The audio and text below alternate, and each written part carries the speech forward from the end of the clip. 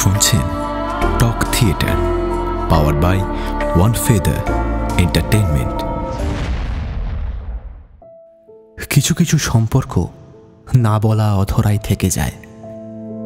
মনের গহীন মণিকোঠায় এক সুবর্ণ স্মৃতি হয়ে রয়ে যায়। বোঝে শুধু তারাই যারা নীরবে একে অপরের ভালোতে বাস করে। নমস্কার, আপনাদের সকলকে স্বাগত জানাই টক থিয়েটারের অফিসিয়াল ইউটিউব চ্যানেলে, powered by one feather entertainment. আজ আপনারা শুনবেন শরৎচন্দ্র চট্টোপাধ্যায়ের লেখা গল্প অনুরাধা। গল্প পাঠে সৌপ্তিক মল্লিক, অনুরাধার চরিত্রে আত্রেয়ী ব্যানার্জি, বিজয়ের ভূমিকায় আলাপন মুখোপাধ্যায় এবং অন্যান্য চরিত্রে রিক, আলাপন এবং সৌপ্তিক।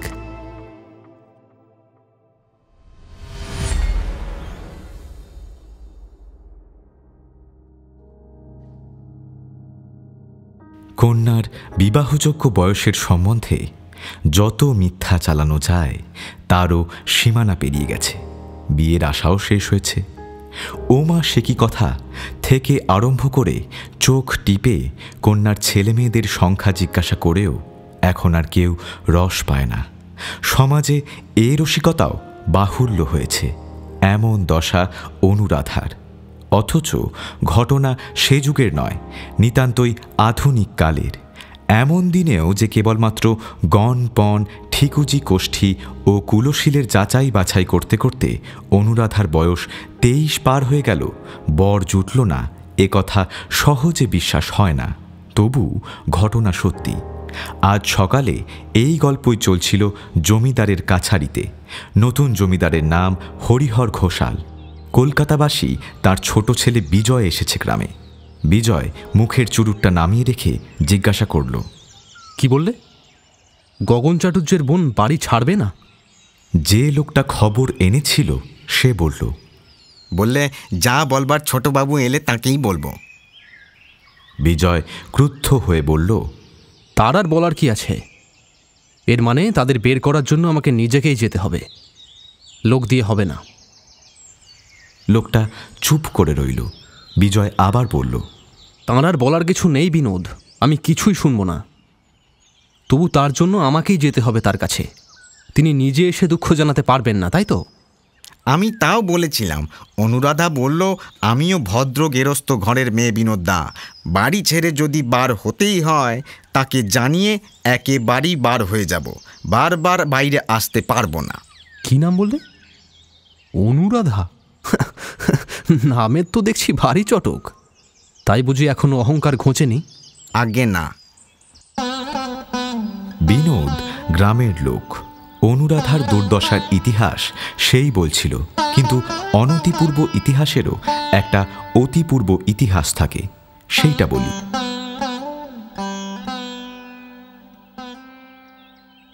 এই গ্রামের নাম গণেশপুর। একদিন এটা অনুরাধাদেরই ছিল।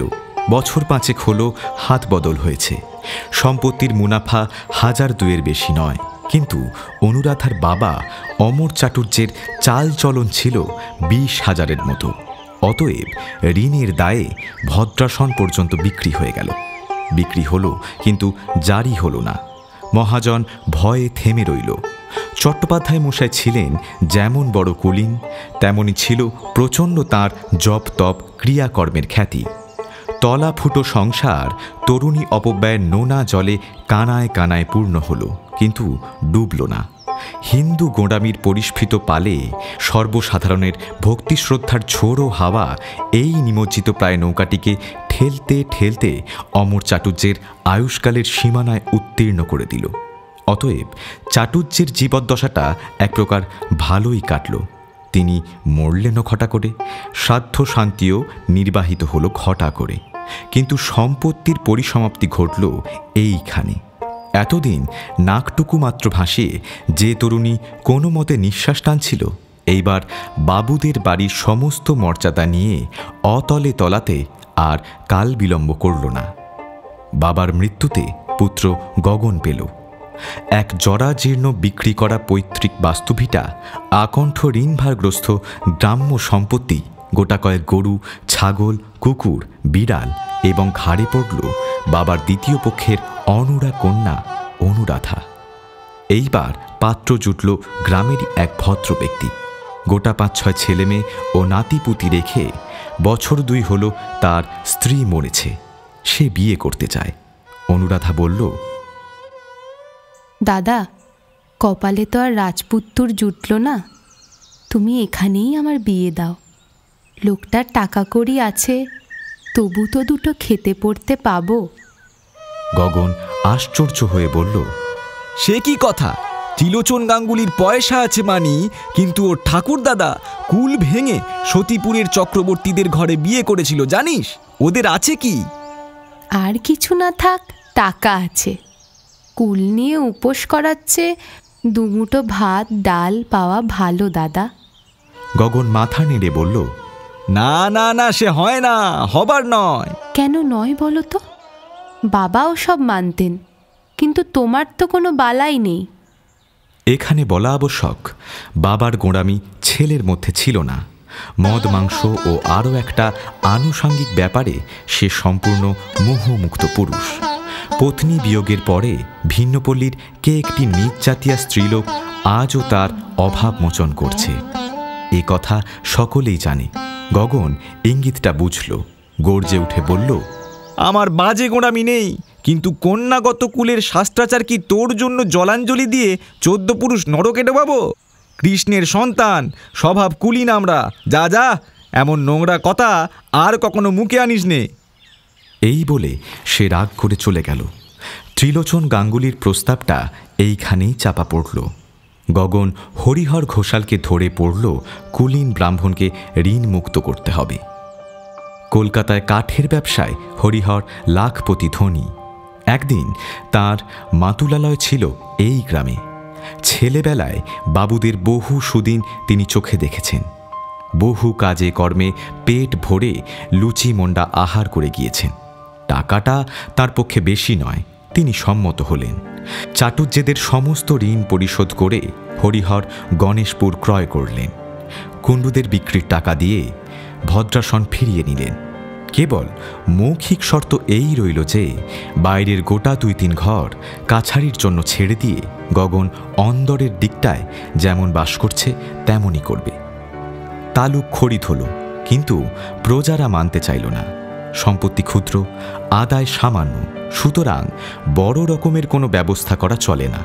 কিন্তু অল্পের মধ্যেই কি কৌশল যে গগন খেলতে লাগল, হরিহরের পক্ষের কোনো কর্মচারী গিয়েই গণেশপুরে টিকতে পারল না। অবশেষে গগনের নিজেরই প্রস্তাবে সে নিজেই নিযুক্ত হল কর্মচারী, অর্থাৎ ভূতপূর্ব ভূস্বামী সাজলেন বর্তমান জমিদারের গোমস্তা। মহাল শাসনে আসলো। হরিহর হাঁপ ছেড়ে বাঁচলেন, কিন্তু আদায়ের দিক দিয়ে রইল যথা পূর্বস্থতা পড়। 1 পয়সা তহবিলে জমা পড়ল না। এমনভাবে গোলে মালে আরও বছর 2 কাটল। তারপরে হঠাৎ একদিন খবর আসলো, গোমস্তা বাবু গগন চাটুজ্যকে খুঁজে পাওয়া যাচ্ছে না। সদর থেকে হরিহরের লোক এসে খোঁজ খবর তত্ত্ব তল্লাশ করে জানল, আদায় যা হবার হয়েছে সমস্তই গগন আত্মসাৎ করে সম্প্রতি গা ঢাকা দিয়েছে। পুলিশে ডায়েরি, আদালতে নালিশ, বাড়ি খানা তল্লাশি প্রয়োজনীয় যা কিছু সবই হলো, কিন্তু না টাকা না গগন, কারও সন্ধান মিলল না। গগনের বোন অনুরাধা ও দূর সম্পর্কের একটি ছেলে মানুষ ভাগ্নে বাড়িতে থাকত। পুলিশের লোকে তাকে বিধিমতো কষা মাজা ও নাড়াচাড়া দিল, কিন্তু কোনো তথ্যই বেরোল না। বিজয় বিলেত ফেরত। তার বারবার এক্সামিন ফেল করা রসদ জোগাতে হরিহরকে অনেক টাকা গুনতে হয়েছে। পাশ করতে সে পারেনি, কিন্তু বিজ্ঞতার ফলস্বরূপ মেজাজ গরম করে বছর 2 আগে দেশে ফিরেছে। বিজয় বলে, বিলেতে পাশ ফেলের কোনো প্রভেদ নেই। বই মুখস্থ করে পাশ করতে গাধারাও পারে। সে উদ্দেশ্য থাকলে সে এখানে বসেই বই মুখস্থ করত, ইউরোপে যেত না। বাড়ি এসে সে পিতার কাঠের ব্যবসায় কাল্পনিক দুরাবস্থায় শঙ্কা প্রকাশ করল এবং এই নড়বড়ে পর কারবার ম্যানেজ করতে আত্মনিয়োগ করল। কর্মচারী মহলে ইতিমধ্যেই নাম হয়েছে। কেরানিরা তাকে বাঘের মতো ভয় করে। কাজের চাপে যখন নিঃশ্বাস ফেলবার অবকাশ নেই, এমন সময় এসে পৌঁছল গণেশপুরের বিবরণ। সে বলল, এ তো জানা কথা, বাবা যা করবেন তা এই রকম হতে বাধ্য, কিন্তু উপায় নেই, অবহেলা করলে চলবে না, তাকে সরেজমিনে নিজে গিয়ে একটি বিহিত করতেই হবে। এই জন্যই তার গণেশপুরে আসা। কিন্তু এই ছোট কাজে বেশি দিন পল্লীগ্রামে থাকলে চলে না। যত শীঘ্র সম্ভব একটা ব্যবস্থা করে তাকে কলকাতায় ফিরতে হবে। সমস্তই যে একা তার মাথায়। বড় ভাই অজয় অ্যাটর্নি, অত্যন্ত স্বার্থপর, নিজের অফিস ও স্ত্রী পুত্র নিয়েই ব্যস্ত। সংসারের সকল বিষয়ই অন্ধ, শুধু ভাগাভাগির ব্যাপারে তার এক জোড়া চোখ 10 জোড়ার কাজ করে। স্ত্রী প্রভাময়ী কলকাতা বিশ্ববিদ্যালয়ের গ্র্যাজুয়েট। বাড়ির লোকজনের সংবাদ নেওয়া তো দূরের কথা, শ্বশুর শাশুড়ি বেঁচে আছে কিনা সে খবর নেবারও তার বেশি অবকাশ নেই। গোটা 5-6 ঘর নিয়ে বাড়ির যে অংশে তার মহল, সেখানে পরিজনবর্গের গতিবিধি সংকুচিত। তার ঝি চাকর আলাদা উড়ে বেহারা আছে। শুধু বুড়ো কর্তার অত্যন্ত নিষেধ থাকায় আজও মুসলমান বাবুর্চি নিযুক্ত হতে পারেনি। এই অভাবটা প্রভাকে পীড়া দেয়। আশা আছে শ্বশুর মরলেই এর প্রতিকার হবে। দেওর বিজয়ের প্রতি তার চিরদিনই অবজ্ঞা। শুধু বিলেত প্রত্যাবর্তনের পরে মনোভাবের কিঞ্চিত পরিবর্তন দেখা দিয়েছে। 2-4 দিন নিমন্ত্রণ করে নিজে রেঁধে ডিনার খাইয়েছে। সেখানে ছোট বোন অনিতার সাথে বিজয়ের পরিচয় হয়েছে। সে এবার বিএ পরীক্ষায় অনার্সে পাশ করে এমএ পড়ার আয়োজন করছে। বিজয় বিপত্নিক। স্ত্রী মরার পরেই সে বিলেত যায়। সেখানে কি করেছে না করেছে খোঁজ করবার আবশ্যক নেই। কিন্তু ফিরে এসে অনেক দিন দেখা গেছে স্ত্রী জাতি সম্বন্ধে তার মেজাজটা কিছু রুক্ষ। মা বিয়ের কথা বলায় সে জোর গলায় আপত্তি জানিয়ে তাকে নিরস্ত করেছিল। তখন থেকে আজ অবধি প্রসঙ্গটা গোলেমালেই কেটেছে। গণেশপুরে এসে একজন প্রজার সদরের গোটা 2 ঘর নিয়ে বিজয় নতুন কাছারি ফেঁদে বসেছে। সেরেস্তার কাগজপত্র গগনের গৃহে যা পাওয়া গেছে জোর করে এখানে আনা হয়েছে এবং এখন চেষ্টা চলছে তার বোন অনুরাধা এবং দূর সম্পর্কের সেই ভাগ্নে ছোঁড়াটাকে বহিষ্কৃত করার। বিনোদ ঘোষের সাথে এইমাত্র সেই পরামর্শই হচ্ছিল। কলকাতা থেকে আসবার সময় বিজয় তার 7-8 বছরের ছেলে কুমারকে সঙ্গে এনেছে। পল্লীগ্রামের সাপ খোপ বিছা ব্যাঙের ভয়ে মা আপত্তি করলে বিজয় বলেছিল, মা, তোমার বড় বউয়ের প্রসাদে তোমার নাড়ুগোপাল নাতি নাতনির অভাব নেই, কিন্তু এটাকে আর তা করো না। আপদে বিপদে মানুষ হতে দাও। শোনা যায় বিলেতের সাহেবরাও নাকি ঠিক এমনই বলে থাকে, কিন্তু সাহেবদের কথা ছাড়াও এক্ষেত্রে একটু গোপন ব্যাপার আছে। বিজয় যখন বিলেতে, তখন মাতৃহীন ছেলেটার একটু অযত্নেই দিন গেছে। তার অসুস্থ পিতামহী অধিকাংশ সময় থাকেন শয্যাগত। সুতরাং যথেষ্ট বিত্ত বিভব থাকা সত্ত্বেও কুমারকে দেখবার কেউ ছিল না। কাজেই দুঃখে কষ্টেই সে বেচারা বড় হয়েছে। বিলেত থেকে বাড়ি ফিরে এই খবরটা বিজয়ের কানে গেছিল। গণেশপুরে আসবার সময় বৌদিদি হঠাৎ দরদ দেখিয়ে বলেছিল, ছেলেটা সঙ্গে যাচ্ছে ঠাকুরপো, পাড়াগা জায়গা, একটু সাবধানে থেকো। কবে ফিরবে? যত শীঘ্রই পারি ফিরে আসবো। শুনেছি আমাদের সেখানে একটা বড় বাড়ি আছে, বাবা কিনেছিলেন। কিনেছিলেন? কিন্তু কেনা মানেই তো আর থাকা নয় বৌদি। বাড়ি আছে কিন্তু দখল নেই। কিন্তু তুমি যখন নিজে যাচ্ছ ঠাকুরপো, তখন তো দখলে আসতেও দেরি হবে না। আশা তো তাই করি। দখলে এলে কিন্তু একটা খবর দিও। কেন বৌদি? এই তো কাছে, পাড়াগা কখনো চোখে দেখিনি, গিয়ে একদিন দেখে আসবো। অনুরও কলেজ বন্ধ, সেও হয়তো সঙ্গে যেতে চাইবে। এ প্রস্তাবে বিজয় অত্যন্ত পুলকিত হয়ে বলেছিল, আমি দখল নিয়েই তোমাকে খবর পাঠাবো বৌদি। তখন কিন্তু আর না বলতে পারবে না। বোনটিকে কিন্তু সঙ্গে নেওয়া চাই। অনিতা যুবতী। সে দেখতে সুশ্রী এবং অনার্সে বিএ পাশ করেছে। সাধারণ স্ত্রীজাতির বিরুদ্ধে বিজয়ের বাহ্যিক অবজ্ঞা থাকা সত্ত্বেও রমণী বিশেষের একাধারে এতগুলো গুণ সে মনে মনে যে তুচ্ছ করে তা নয়। সেখানে শান্ত পল্লীর নির্জন প্রান্তরে কখনো কখনো বা প্রাচীন বৃক্ষ ছায়াচ্ছন্ন সংকীর্ণ গ্রাম্য পথের একান্তে সহসা মুখোমুখি এসে পড়ার সম্ভাবনা তার মনের মধ্যে সেদিন বারবার করে দোল দিয়ে গেছিল। বিজয়ের পরনে খাঁটি সাহেবী পোশাক, মাথায় শোলার টুপি, মুখে কড়া চুরুট, পকেটে রিভলভার। চেরির ছড়ি ঘোরাতে ঘোরাতে বাবুদের বাড়ির সদর বাড়িতে এসে প্রবেশ করল। সঙ্গে মস্ত লাঠি হাতে দুজন হিন্দুস্থানি দারোয়ান, অনেকগুলি অনুগত প্রজা, বিনোদ ঘোষ এবং পুত্র কুমার। সম্পত্তি দখল করবার ব্যাপারে যদিও হাঙ্গামার ভয় আছে, তবুও ছেলেকে নাড়ুগোপাল করার পরিবর্তে মজবুত করে গড়ে তোলার এ হল বড় শিক্ষা। তাই ছেলেও এসেছে সঙ্গে।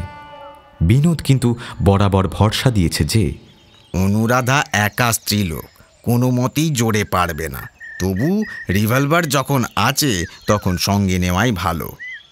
মেয়েটা শুনেছি ভারী বজ্জাত, লোক জড়ো করে তুলতে পারে। ওই তো গগন চাটুর্যের পরামর্শদাতা, স্বভাব চরিত্র নাকি ভালো নয়। আগে তা তো শুনিনি। আমি শুনেছি। কোথাও কেউ নেই। শূন্য প্রাঙ্গণে দাঁড়িয়ে বিজয় চারিদিকে তাকিয়ে দেখল।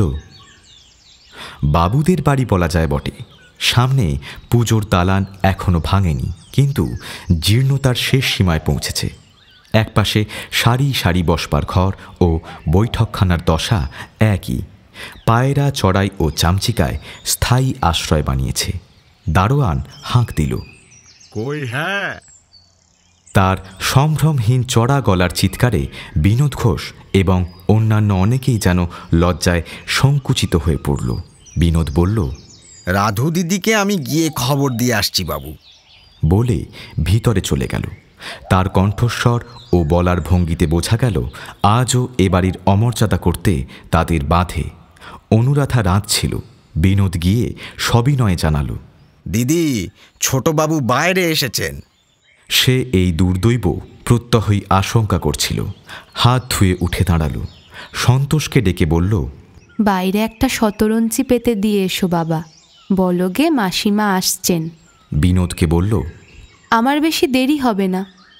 বাবু যেন রাগ না করে বিনোদ দাদা, আমার হয়ে তাকে একটু বসতে বলো গে। বিনোদ লজ্জিত মুখে বলল, কি করব দিদি, আমরা গরিব প্রজা, জমিদার হুকুম করলে না বলতে পারিনি, কাজেই। সে আমি বুঝি বিনোদদা। বিনোদ চলে গেল।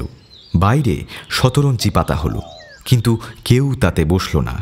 বিজয় ছড়ি ঘুরিয়ে পায়চারি করতে করতে চুরুট টানতে লাগল।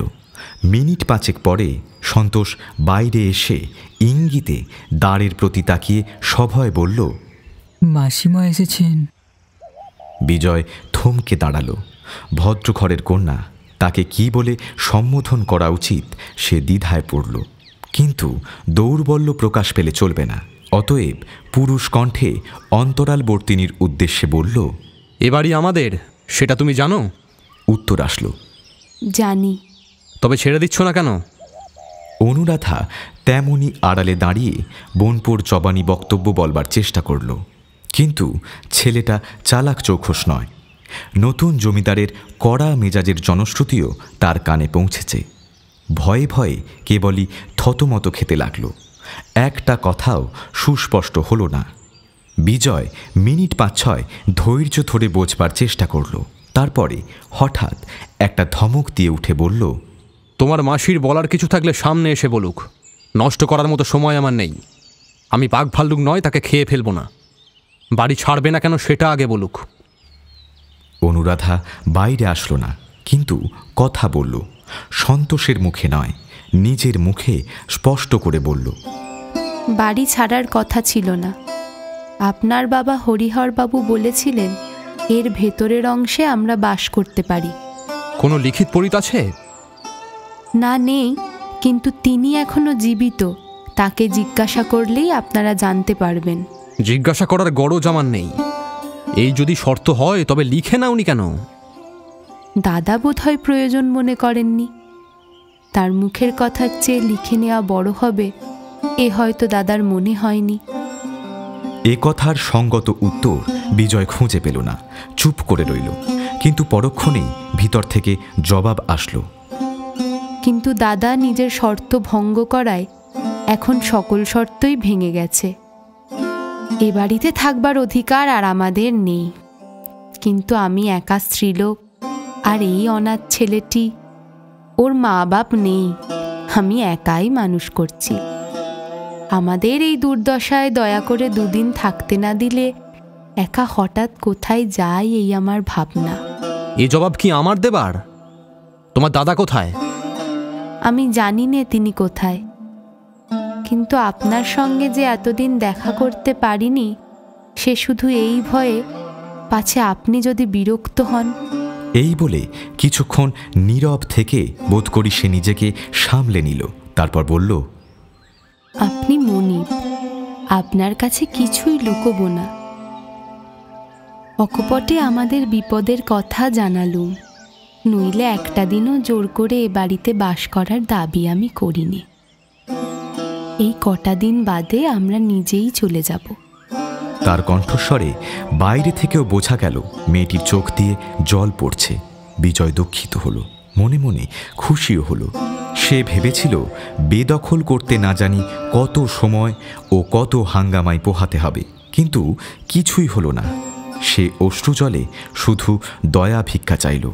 তার পকেটের পিস্তল এবং দারোয়ানদের লাঠিসোঁটা তাকে গোপনে তিরস্কার করল, কিন্তু দুর্বলতা প্রকাশ করাও চলে না। বলল, থাকতে দিতে আপত্তি ছিল না, কিন্তু বাড়িটা আমার নিজের বড় দরকার। যেখানে আছি সেখানে খুব অসুবিধা। তাছাড়া আমাদের বাড়ির মেয়েরা নিজেরা একবার দেখতে আসতে চান। বেশ তো, আসুন না। বাইরের ঘরগুলোতে আপনি স্বচ্ছন্দে থাকতে পারেন, এবং ভিতরের দোতলায় অনেকগুলো ঘর। মেয়েরা অনায়াসেই থাকতে পারবেন, কোনো কষ্ট হবে না। আর বিদেশে তাদের তো লোকের আবশ্যক, আমি অনেক কাজ করে দিতে পারবো। এবার বিজয় সলজ্জে আপত্তি করে বলল, না না, সে কি কখনো হতে পারে? তাদের সঙ্গে লোকজন সবাই আসবে, তোমাকে কিছুই করতে হবে না। কিন্তু ভেতরের ঘরগুলোকে আমি একবার দেখতে পারি? কেন পারবেন না?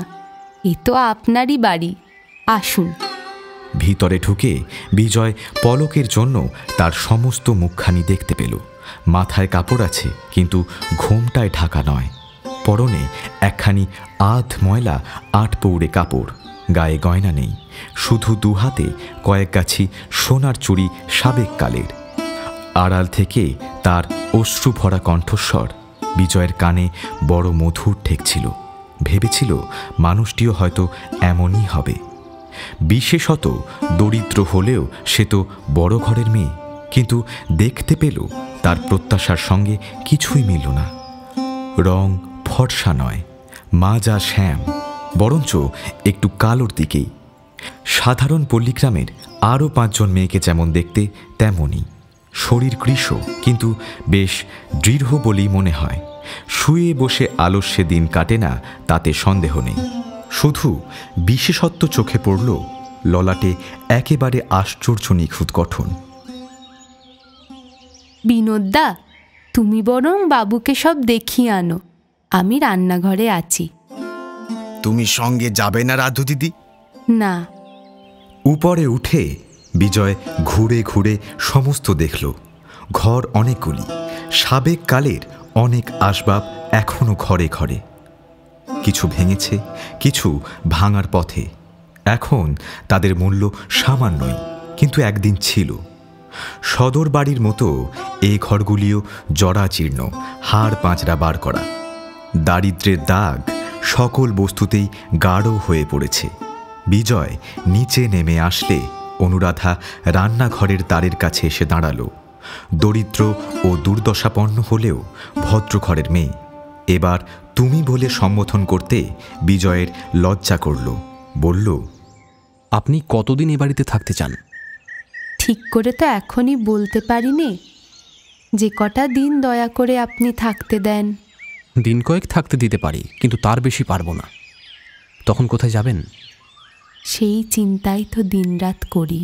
লোকে বলে আপনি নাকি গগন চাটুর্যের ঠিকানা জানেন। তাই বুঝি? তারা আর কি বলে? বিজয় এ প্রশ্নের উত্তর দিতে পারল না।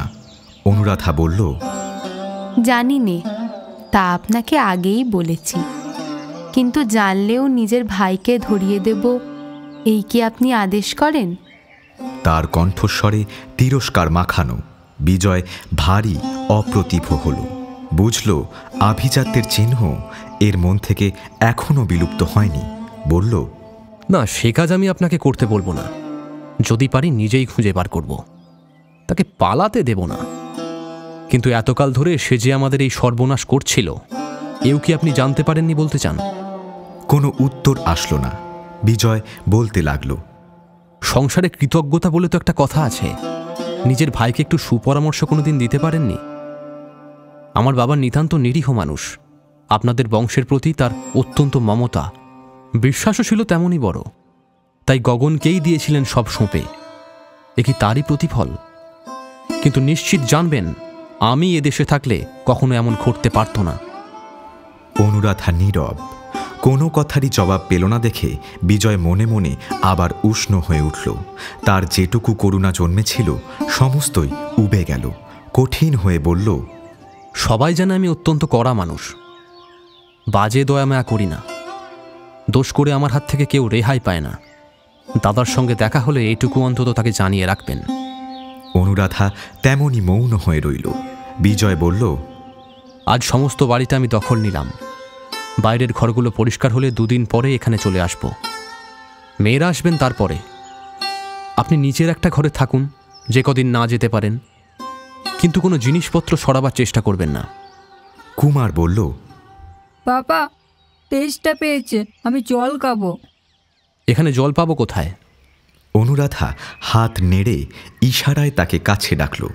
রান্নাঘরের ভিতর এনে বলল, ডাব আছে, খাবে বাবা? হ্যাঁ, খাবো। সন্তোষ কেটে দিতে ছেলেটা পেট ভরে শ্বাস ও জল খেয়ে বাইরে আসলো। বলল, বাবা, তুমি খাবে? খুব মিষ্টি। না। খাও না বাবা, অনেক আছে, সব তো আমাদের। কথাটা কিছুই নয়, তথাপি এতগুলো লোকের মধ্যে ছেলের মুখ থেকে কথাটা শুনে হঠাৎ কেমন তার লজ্জা করে উঠল। বলল, না না, খাবো না, তুই চলে আয়। বাবুদের বাড়ির সদর অধিকার করে বিজয় চেপে বসল। গোটা 2 তার নিজের জন্য, বাকিগুলো হলো কাছারি।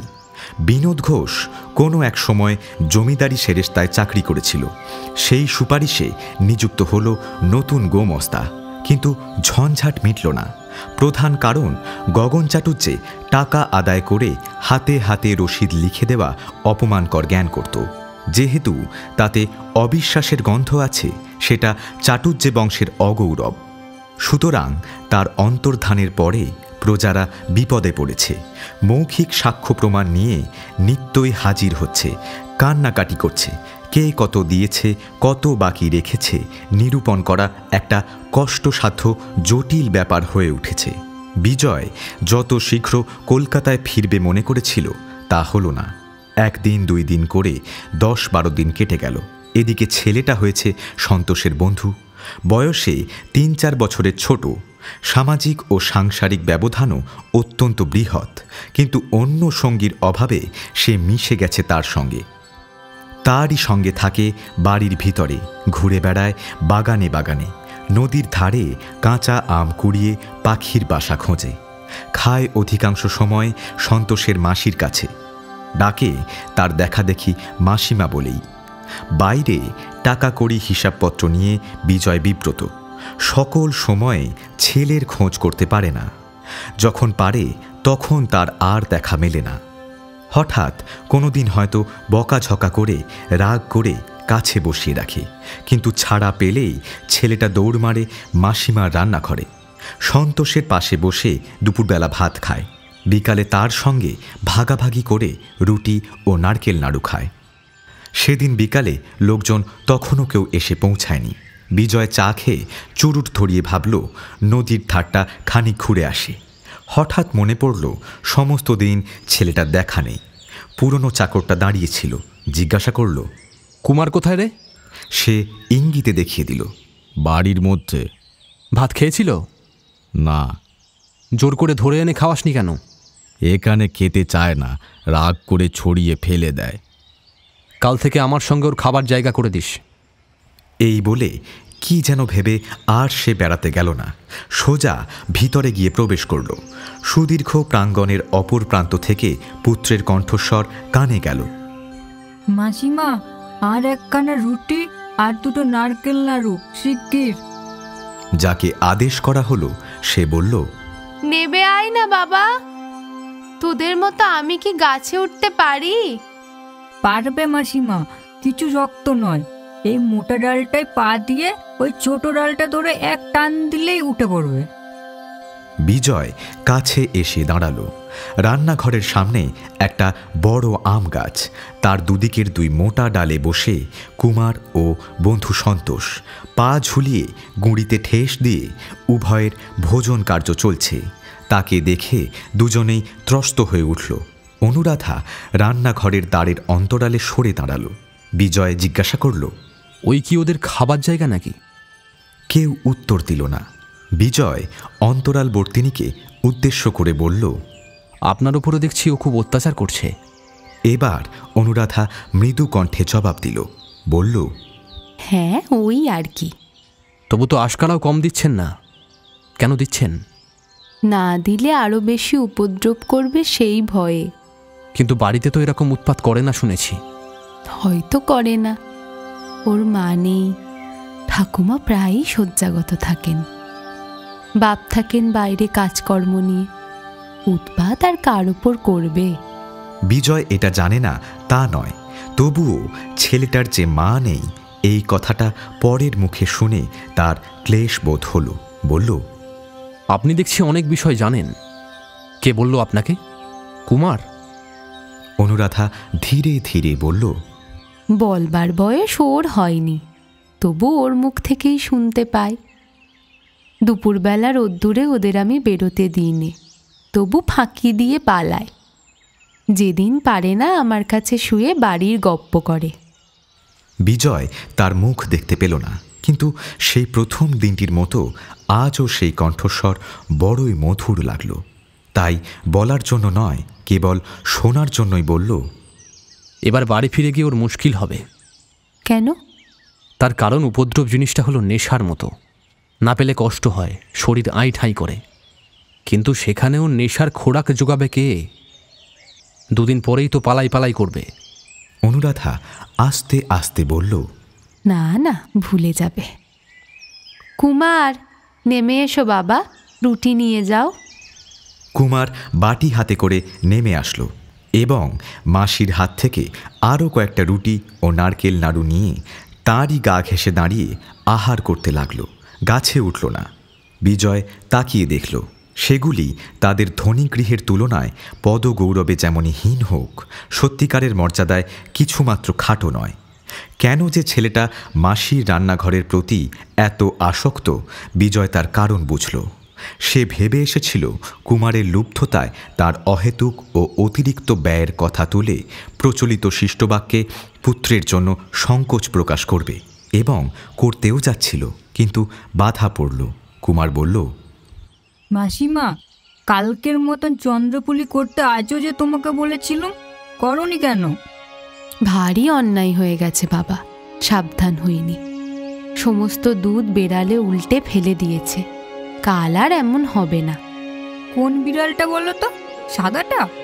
সেইটেই বোধ হয়। বলে অনুরাধা হাত দিয়ে তার মাথায় এলোমেলো চুলগুলি সোজা করে দিতে লাগলো। বিজয় বলল, উৎপাত তো দেখছি ক্রমশ জুলুমে গিয়ে ঠেকেছে। খাবার জল কই? এই যা, এক্কেবারে ভুলে গেছি বাবা, দাঁড়াও এনে দিচ্ছি। তুমি সবই ভুলে যাও মাসিমা, তোমার কিচ্ছু মনে থাকে না। আপনার বকুনি খাওয়াই উচিত, ত্রুটি আপনার পদে পদে। হ্যাঁ। বলে অনুরাধা হেসে ফেলল। অসতর্কতাবশত এ হাসি বিজয়ের চোখে পড়ল। পুত্রের অবৈধ আচরণের ক্ষমা ভিক্ষা করা আর হল না। পাছে তার ভদ্রবাক্য অভদ্র ব্যঙ্গের মতো শোনায়, পাছে এই মেয়েটির মনে হয় তার দৈন্য ও দুর্দশাকে সে কটাক্ষ করছে। পরদিন দুপুরবেলা অনুরাধা কুমার ও সন্তোষকে ভাত বেড়ে দিয়ে তরকারি পরিবেশন করছে। তার মাথার কাপড় খোলা, গায়ের বস্ত্র অসংবৃত, অকস্মাৎ দ্বার প্রান্তে মানুষের ছায়া পড়তে অনুরাধা ফিরে তাকিয়ে দেখল ছোটবাবু। শশব ব্যস্ত হয়ে মাথায় আঁচল তুলে দিয়ে উঠে দাঁড়ালো। বিজয় বলল, একটা অত্যন্ত জরুরি পরামর্শের জন্য আপনার কাছে এসেছি। বিনোদ ঘোষ এই গ্রামেরই লোক, অনেকদিন দেখছেন। ও কেমন লোক বলতে পারেন? ওকে গণেশপুরের নতুন গমস্তা বহাল করেছি। সম্পূর্ণ বিশ্বাস করা যায় কিনা আপনার কি মনে হয়? বিনোদ 1 সপ্তাহের অধিক কাজ করছে, যথাসাধ্য ভালো কাজই করছে, কোনো গোলযোগ ঘটায়নি। সহসা হন্তদন্ত হয়ে তার চরিত্রের খোঁজ তল্লাশ করবার এখনই কি প্রয়োজন হলো অনুরাধা তা ভেবে পেল না। মৃদু কণ্ঠে জিজ্ঞাসা করল, বিনোদদা কি কিছু করেছেন? এখনো কিছু করেনি, কিন্তু সতর্ক হওয়া তো প্রয়োজন। তাকে ভালো লোক বলেই তো জানি। সত্যি জানেন না নিন্দে করবেন না বলেই ভালো বলছেন? আমার ভালো মন্দ বলার কি কিছু দাম আছে? আছে বই কি, সে যে আপনাকে প্রামাণ্য সাক্ষী মেনে বসেছে। অনুরাধা একটু ভেবে বলল, উনি ভালো লোকই বটে, শুধু একটু চোখ রাখবেন। নিজের অবহেলায় ভালো লোকও কখন মন্দ হয়ে ওঠে, এ তো আর অসম্ভব কিছু নয়। সত্যিই তাই, কারণ অপরাধের হেতু খুঁজতে গেলে অনেক ক্ষেত্রেই অবাক হতে হয়। ছেলেকে উদ্দেশ্য করে বলল, তোর ভাগ্য ভালো যে হঠাৎ এমন মাসিমা পেয়ে গেছিস, নাইলে এ বনে মাদারের দেশে অর্ধেক দিন না খেয়ে কাটাতে হতো। অনুরাধা আস্তে আস্তে জিজ্ঞাসা করল, আপনার কি এখানে খাবার খুব কষ্ট হচ্ছে? বিজয় হেসে বলল, না, এমনিই বললুম। চিরকাল বিদেশে বিদেশে কাটিয়েছি, খাবার কষ্ট বড় একটা গ্রাহ্য করি না। বলে চলে গেল। অনুরাধা জানলার ফাঁক দিয়ে দেখল তার স্নান পর্যন্ত এখনো হয়নি। এ বাড়িতে এসে একটা পুরনো আরাম কেদারা জোগাড় হয়েছিল। বিকেলের দিকে তারই 2 হাতলে পা ছড়িয়ে দিয়ে বিজয় চোখ বুজে চুরুট টানছিল। কানে গেল, বাবু মশাই বাড়িতে আছেন নাকি? চোখ মেলে দেখল অনতি দূরে দাঁড়িয়ে এক বৃদ্ধ ভদ্রলোক তাকে সসম্মানে সম্বোধন করছে। বিজয় উঠে বসল। ভদ্রলোকের বয়স 60-এর উপরে, কিন্তু দিব্যি গোল গাল বেঁটে খাটো শক্ত সমর্থ দেহ। গোঁপ পেকে সাদা হয়েছে, কিন্তু মাথায় প্রশস্ত টাকের আশেপাশে চুলগুলি ভ্রমর কৃষ্ণ। সামনের গোটা কয়েক ছাড়া দাঁতগুলি প্রায় সমস্তই বিদ্যমান। গায়ে তসরের কোট, গরদের চাদর, পায়ে চীনা বাড়ির বার্নিশ করা জুতো। ঘড়ির সোনার চেন থেকে সোনা বাঁধানো বাঘের নখ ঝুলছে। পল্লী অঞ্চলে ভদ্রলোকটিকে অবস্থাপন্ন বলেই মনে হয়। পাশে একটা ভাঙা টুলের উপর বিজয়ের চুরুটের সাজ সরঞ্জাম থাকত। সরিয়ে নিয়ে তাকে বসতে দিল। ভদ্রলোক বসে বললেন, নমস্কার বাবু। হ্যাঁ নমস্কার। আপনারা গ্রামের জমিদার। মহাশয়ের পিতা ঠাকুর হচ্ছেন কৃতি ব্যক্তি, লক্ষপতি মানুষ, নাম নিলে সুপ্রভাত হয়। আপনি তারই সুসন্তান। স্ত্রীলোকটিকে দয়া না করলে সে যে ভেসে যাবে। কে স্ত্রীলোক? কত টাকা বাকি? টাকার ব্যাপার নয়, বুঝলেন। স্ত্রীলোকটি হচ্ছে ঈশ্বর অমর চাটুর্যের কন্যা, প্রীতস্মরণীয় ব্যক্তি গগন চাটুর্যের বৈমাত্রিক ভগিনী। এ তারই পৈতৃক গৃহ। সে থাকবে না, এখানে চলে যাবে, তার ব্যবস্থাও হয়েছে। কিন্তু কিন্তু আপনি যে তাকে ঘাড় ধাক্কা দিয়ে তাড়িয়ে দিচ্ছেন, এ কি মহাশয়ের কর্তব্য?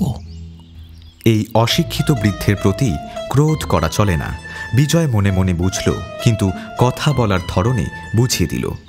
বলল, আমার কর্তব্য আমি বুঝব, কিন্তু আপনি কে যে তাঁর হয়ে ওকালতি করতে এসেছেন? আমার নাম ত্রিলোচন গাঙ্গুলি। পাশের গ্রাম মসজিদপুরের সবাই আমাকে চেনে। আপনার বাপ মায়ের আশীর্বাদে আমার কাছে গিয়ে হাত পাততে হয় না এমন লোক এদিকে খুব কম। বিশ্বাস না হয় বিনোদ ঘোষকে গিয়ে জিজ্ঞাসা করবেন। আমার হাত পাতবার দরকার হলে আপনার খোঁজ নেব, কিন্তু যাঁর ওকালতি করতে এসেছেন তাঁর আপনি কে জানতে পারি কি? ভদ্রলোক রসিকতার ছলে ঈষৎ হেসে বললেন, আমার কুটুম্ব বসে খেয়ে এই কটা দিন বাদে আমি ওকে বিয়ে করব। বিজয় চকিত হয়ে বলল, আপনি বিবাহ করবেন অনুরাধাকে? আগে হ্যাঁ, আমার স্থির সংকল্প। জ্যৈষ্ঠ ছাড়া আর কোনো দিন নেই, নইলে এ মাসেই শুভকর্ম সাধন করা যেত। থাকতে দেবার কথা আপনাকে আমার বলতেও হতো না। বিজয় কিছুক্ষণ স্তব্ধ থেকে প্রশ্ন করল, বিয়ের ঘটকালি করল কে? গগন চাটুর্যে? বৃদ্ধ রোষ কষায়িত চোখে বললেন, সে তো ফেরারি আসামি মশাই, প্রজাদের সর্বনাশ করে চম্পট দিয়েছে। এতদিন সে তো বাধা দিচ্ছিল, নইলে অঘ্রাণে বিয়েটা হয়ে যেত। বলে নাকি স্বভাব কুলীন, আমরা কৃষ্ণের সন্তান, বংশজের গলে বোন দেব না, এই ছিল তার মুখের বলি। এখন চেগুমোর কোথায় গেল? বংশজের ঘরে চেঁচে আসতে হলো যে। এখনকার দিনে কুল কে খুঁজে মশাই? টাকায় কুল, টাকায় মান, টাকায় সব। বলুন ঠিক কিনা? হ্যাঁ, তা ঠিক। কিন্তু অনুরাধা স্বীকার করেছেন? ভদ্রলোক জানুতে চপেটাঘাত করে বললেন, স্বীকার? বলছেন কি মশাই? যা যাচ্ছি। শহর থেকে এসে আপনি একটা তারা লাগাতে দুটো অন্ধকার। যাই মা তারা দাঁড়ায় কোথায়? নইলে আমার তো মতলব ঘুরে গিয়েছিল। ছেলে মেয়েদের অমত, বৌমাদের অমত, মেয়ে জামাই তো সব পেঁকে দাঁড়িয়েছিল। আমিও ভেবেছিলুম দূর হোককে, দুঃসংসার তো হলো আর না। কিন্তু লোক দিয়ে নিজে ডেকে পাঠিয়ে রাধা কেঁদে কেটে বলল, গাঙ্গুলি মশাই পায়ে স্থান দাও, তোমার উঠোনে ঝাঁট দিয়ে খাবো, আমার সেও ভালো। কি করি, স্বীকার করলুম। বিজয় নির্বাক হয়ে বসে রইল। বৃদ্ধ বলতে লাগলেন, বিয়ে এ বাড়িতেই হবে। দেখতে একটু খারাপ দেখাবে জানি, নইলে আমার বাড়িতেই হতে পারত। গগন চাটুর্যের কে এক পিসি আছেন, সেই নাকি কন্যাদান করবেন। এখন কেবল মশাই রাজি হলেই হয়। বিজয় মুখ তুলে বলল, রাজি হয়ে আমাকে কি করতে হবে বলুন? তারা দেব না, এই তো? বেশ, তাই হবে। এখন আপনি আসুন। নমস্কার। নমস্কার মশাই, নমস্কার। হবেই তো। আপনার ঠাকুর হলেন লক্ষ্যবতী, প্রাতঃস্মরণীয় লোক। নাম করলে সুপ্রভাত হয়। তা হয়। আপনি এখন আসুন। ঠিক আছে মশাই, আজ তাহলে আসি। নমস্কার। বলে ত্রিলোচন প্রস্থান করলেন। লোকটি চলে গেলে বিজয় চুপ করে বসে নিজেকে বোঝাচ্ছিল যে তার মাথা ব্যথা করবার কি আছে। বস্তুত এছাড়া মেয়েটির উপায় বা কি? ব্যাপারটা অভাবতীপূর্বও নয়, সংসারে ঘটে না তাও নয়। তবে তার দুশ্চিন্তা কিসের? হঠাৎ বিনোদ ঘোষের কথা মনে পড়ল। সেদিন সে বলছিল অনুরাধা দাদার সঙ্গে এই বলে ঝগড়া করেছে যে কুলের গৌরব নিয়ে সে কি করবে, সহজে দুটো খেতে পারতে যদি পায় সেই যথেষ্ট। প্রতিবাদে গগন রাগ করেছিল, তুই কি বাপ পিতামোর নাম ডোবাতে চাস? অনুরাধা জবাব দিয়েছিল, তুমি তাদের বংশধর, নাম বজায় রাখতে পারো রাখো, আমি পারবো না। এই কথার বেদনা বিজয় বুঝল না। নিজেও সে যে কৌলিন্য সম্মান এতটুকু বিশ্বাস করে তাও না, কিন্তু তবুও তার সহানুভূতি গিয়ে পড়ল গগনের উপরে। এবং অনুরাধার তীক্ষ্ণ প্রত্যুত্তর যতই সে মনে মনে তোলপাড় করতে লাগল, ততই তাকে লজ্জাহীন, লোভী ও হীন বলে মনে হতে লাগল। এদিকে উঠোনে ক্রমশ লোক জমছে। এইবার তাদেরকে নিয়ে কাজ শুরু করতে হবে। কিন্তু আজ তার কিছুই ভালো লাগছে না। দারোয়ানকে দিয়ে তাদের বিদায় করে দিল এবং একা বসে থাকতে না পেরে কি ভেবে সে একেবারে বাড়ির মধ্যে এসে উপস্থিত হলো। রান্নাঘরের সামনের খোলা বারান্দায় মাদুর পেতে অনুরাধা শুয়ে। তার দুই পাশে দুই ছেলে, কুমার ও সন্তোষ, মহাভারতের গল্প চলছে। রাত্রের রান্নাটা সে বেলাবেলি সেরে নিয়ে নিত্যই এমনই ছেলেদের নিয়ে সন্ধ্যার পরে গল্প করে। তারপর কুমারকে খাইয়ে বাইরে তার বাবার কাছে পাঠিয়ে দেয়। জ্যোৎস্না রাত্রি, ঘন পল্লব আম গাছের পাতার ফাঁক দিয়ে এসে টুকরো চাঁদের আলো স্থানে স্থানে তাদের গায়ের উপরে, মুখের ওপর পড়েছে। গাছের ছায়ায় একটা লোককে এদিকে আসতে দেখে অনুরাধা চকিত হয়ে জিজ্ঞাসা করল, কে? কে ওখানে? আমি বিজয়। তিনজনেই সসব ব্যস্ত হয়ে উঠে বসল। সন্তোষ ছোটবাবুকে অত্যন্ত ভয় করে। প্রথম দিনের স্মৃতি সে ভোলেনি। উসখুস করে উঠে গেল। কুমারও বন্ধুর অনুসরণ করল। বিজয় বলল, ত্রিলোচন গাঙ্গুলিকে আপনি চেনেন? আজ তিনি আমার কাছে এসেছিলেন। অনুরাধা বিস্মিত হল। আপনার কাছে? কিন্তু আপনি তো তার খাতক নন। না, কিন্তু হলে হয়তো আপনার সুবিধেই হতো। আমার একদিনের অত্যাচার আপনি আর একদিন শোধ দিতে পারতেন। অনুরাধা চুপ করে রইল। বিজয় বলল, তিনি জানিয়ে গেলেন আপনার সঙ্গে নাকি তার বিবাহ স্থির হয়েছে। এ কি সত্যি? হ্যাঁ। আপনি নিজে উপযাচক হয়ে তাকে রাজি করিয়েছেন? হ্যাঁ, তাই যদি হয়ে থাকে এ অত্যন্ত লজ্জার কথা। শুধু আপনার নয়, আমারও। আপনার লজ্জা কিসের? সে কথা জানাতেই আমি এসেছি। ত্রিলোচন বলে গেল শুধু আমার তাড়াতেই বিভ্রান্ত হয়ে নাকি আপনি এ প্রস্তাব করেছেন। বলেছেন আপনার দাঁড়াবার স্থান নেই এবং বহু সাধ্য সাধনায় তাকে সম্মত করিয়েছেন। নইলে এ বয়সে বিয়ে করার ইচ্ছা সে ত্যাগ করেছিল। শুধু আপনার কান্নাকাটিতে দয়া করে ত্রিলোচন নাকি রাজি হয়েছে। হ্যাঁ, এ সবই সত্যি। আমার তাড়া দেওয়া আমি প্রত্যাহার করছি এবং নিজের আচরণের জন্য আমি ক্ষমাও চাইছি। অনুরাধা চুপ করে রইল। বিজয় বলল, এবার নিজের তরফ থেকে আপনি এই প্রস্তাবটা প্রত্যাহার করুন। না, সে হয় না। আমি কথা দিয়েছি, সবাই সে কথা শুনেছে। লোকে তাকে নিয়ে উপহাস করবে। আর এতে উপহাস করবে না, বরঞ্চ ঢের বেশি করবে। তার উপযুক্ত ছেলে মেয়েদের সঙ্গে বিবাদ বাঁধবে। তার সংসারে একটা বিশৃঙ্খলার সৃষ্টি হবে। আপনার নিজেরও অশান্তির সীমা থাকবে না। এসব কথা কি ভেবে দেখেননি? অনুরাধা মৃদু কণ্ঠে বলল, দেখেছি। আমার বিশ্বাস এসব কিছুই হবে না। শুনে বিজয় অবাক হয়ে গেল। বলল, সে বৃদ্ধ কটা দিন বাঁচবে আশা করেন? স্বামীর পরমায়ু সংসারের সকল স্ত্রীরাই বেশি আশা করে। আবার এমনও হতে পারে হাতের নোয়া নিয়ে আমিই আগে চলে গেলাম। বিজয় এ কথার উত্তর খুঁজে পেল না। স্তব্ধভাবে দাঁড়িয়ে রইল। কিছুক্ষণ এমন নীরবে কাটলে অনুরাধা বিনীত স্বরে বলল, আপনি আমাকে চলে যেতে হুকুম করেছেন সত্যি, কিন্তু কোনোদিন তার উল্লেখ পর্যন্ত করেননি। দয়ার যোগ্য নই, তবু যথেষ্ট দয়া করেছেন। মনে মনে আমি যে কত কৃতজ্ঞ তা জানাতে পারিনে। বিজয়ের কাছে উত্তর না পেয়ে সে বলতে লাগল, ভগবান জানেন, আপনার বিরুদ্ধে কারো কাছে আমি একটা কথাও কইনি। বললে আমার অন্যায় হতো, আমার মিছে কথা কওয়া হতো। গাঙ্গুলি মশাই যদি কিছু বলে থাকেন সে তার নিজের কথা, আমার নয়। তবু তার হয়ে আমি ক্ষমা প্রার্থনা করি। বিজয় জিজ্ঞাসা করল, আপনাদের কবে বিয়ে? 13ই জ্যৈষ্ঠ। তাহলে আর মাসখানেক বাকি রইল, তাই না? হ্যাঁ, তাই। এর আর পরিবর্তন নেই বোধ করি। বোধহয় নেই। অন্তত সে ভরসাই তিনি দিয়ে গেছেন। বিজয় বহুক্ষণ নীরবে থেকে বলল, তাহলে আমার আর কিছু বলার নেই। কিন্তু নিজের ভবিষ্যৎ জীবনটা একবারও ভেবে দেখলেন না? এই আমার বড় অনুতাপ। একবার নয়, 100 বার ভেবে দেখেছি ছোটবাবু। এই আমার রাত্রি দিনের চিন্তা। আপনি আমার শুভাকাঙ্ক্ষী। আপনাকে কৃতজ্ঞতা জানাবার সত্যিই ভাষা খুঁজে পাইনি। কিন্তু আপনি নিজে একবার সব কথা ভেবে দেখুন দেখি। অর্থ নেই, রূপ নেই, গৃহ নেই, অভিভাবকহীন একাকী পল্লীগ্রামের অনাচার অত্যাচার থেকে কোথাও গিয়ে দাঁড়াবার স্থান নেই। বয়স হলো 23-24। ইনি ছাড়া আমাকে কে বিয়ে করতে চাইবে বলুন তো?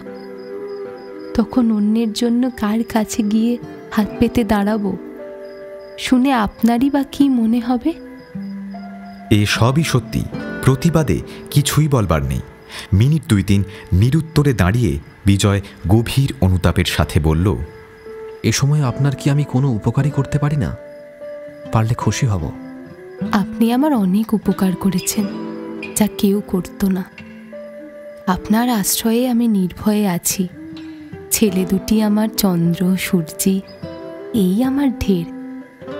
শুধু আপনার কাছে একটাই প্রার্থনা, মনে মনে আমাকে আর আমার দাদার দোষের ভাগী করে রাখবেন না।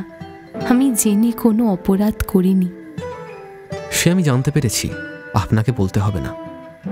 এই বলে বিজয় ধীরে ধীরে বাইরে চলে গেল।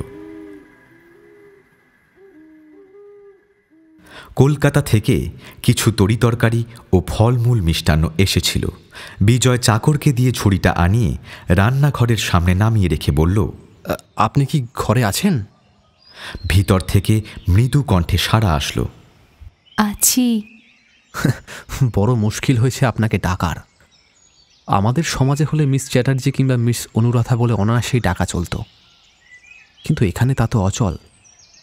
আপনার ছেলে দুটোকে উপস্থিত থাকলে তোদের মাসিকে ডেকে দে বলে কাজ চালাতাম, কিন্তু তাদেরকেও তো কাউকে দেখতে পাচ্ছি না।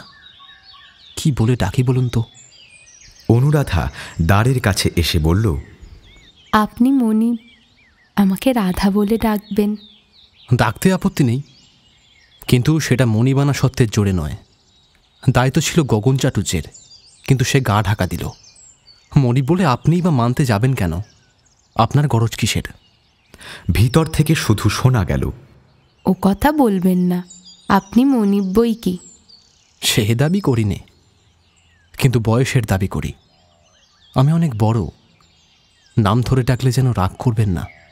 না না, বিজয় এটা দেখেছে যে ঘনিষ্ঠতা করার আগ্রহ তার দিক দিয়ে যত প্রবলই হোক, ও পক্ষ থেকে লেশ মাত্র নেই। সে কিছুতে সামনে আসে না এবং সংক্ষেপে ও সম্ভ্রমের সঙ্গে বরাবরই আড়াল থেকে উত্তর দেয়। বিজয় বলল, বাড়ি থেকে কিছু তরিতরকারি ফলমূল মিষ্টি এসে পৌঁছেছে, এই ঝুড়িটা তুলে রাখুন, ছেলেদের দেবেন। থাক, দরকার মতো রেখে আপনার বাইরে পাঠিয়ে দেব। না, সেটা করবেন না। আমার বামুনটা ঠিক করে রাঁধতেও জানে না। দুপুর থেকে দেখছি চাদর মুড়ি দিয়ে পড়ে আছে, জানেন? কি জানি আপনাদের দেশে এসে তাকে আবার ম্যালেরিয়াতে ধরল নাকি, তাহলেই তো ভোগাবে।